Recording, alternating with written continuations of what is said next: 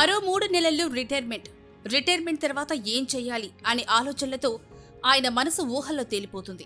కానీ ఈలోపే ఆయన జీవితం, ఆయన్ను నమ్ముకున్న వారి జీవితాలు తల్లకిందులయ్యాయి. బైసరన్ లోయలో జరిగిన మారణకాండతో పాకిస్తాన్ భారత్ మధ్య యుద్ధ వాతావరణం నెలకొంది. దీంతో పాకిస్తాన్ సైన్యంతో సరిహద్దుల్లో పోరాడుతూ 48 ఏళ్ల సుబేదార్ మేజర్ పవన్ కుమార్ జర్యాల్ అమరుడయ్యారు. 25 పంజాబ్ రెజిమెంటుకు చెందిన సుబేదార్ మేజర్ పవన్ కుమార్ జర్యాల్ ఎప్పటిలాగే దాయాది దేశం పన్నుతున్న కుట్రలను తిప్పికొట్టడానికి ఆయన సహచరులతో జమ్మూ కాశ్మీర్లోని పూంచ్ సెక్టార్లో సిద్ధంగా ఉన్నారు. శనివారం ఉదయం సరిగ్గా 7:30 గంటల ప్రాంతంలో సరిహద్దు అవతల నుంచి భారీ స్థాయిలో పాక్ సైన్యం కాల్పులకు తెగబడింది. దీంతో ఎంతో చాకచక్యంగా వాటిని తిప్పికొట్టారు. కానీ ఆయన మాత్రం ఆ బుల్లెట్టు గాయాలకు నేల కొరిగారు. హిమాచల్ ప్రదేశ్ కంగ్రా జిల్లా షాపూర్ ప్రాంతానికి చెందిన పవన్ కుమార్ పై ఆధారపడి ఆయన తల్లిదండ్రులు, భార్య, 2 పిల్లలు ఉన్నారు. అయితే ఆయన తండ్రి గరాజ్ సింగ్ జర్యాల్ కూడా 25 పంజాబ్ రెజిమెంట్లో పనిచేశారు.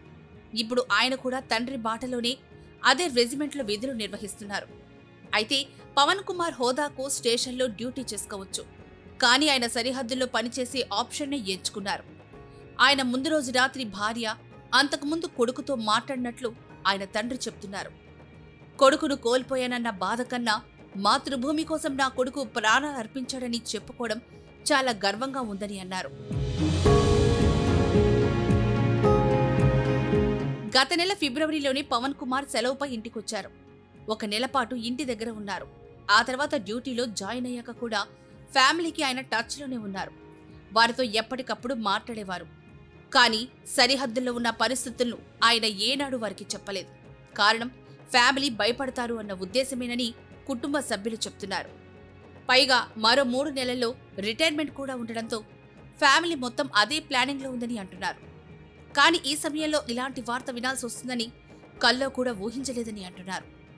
పవన్ కుమార్ మృతితో ఆయన గ్రామంలో విషాద ఛాయలు అలుముకున్నాయి. పవన్ కుమార్ మృతిపై హిమాచల్ ప్రదేశ్ ముఖ్యమంత్రి సుఖ్వీందర్ సింగ్ సుఖ్ స్పందించారు. ఆయన కుటుంబానికి సంతాపం తెలిపారు. అధికారులతో మాట్లాడి ఆయన అంత్యక్రియలను ప్రభుత్వ లాంఛనాలతో నిర్వహించాలని ఆదేశించారు.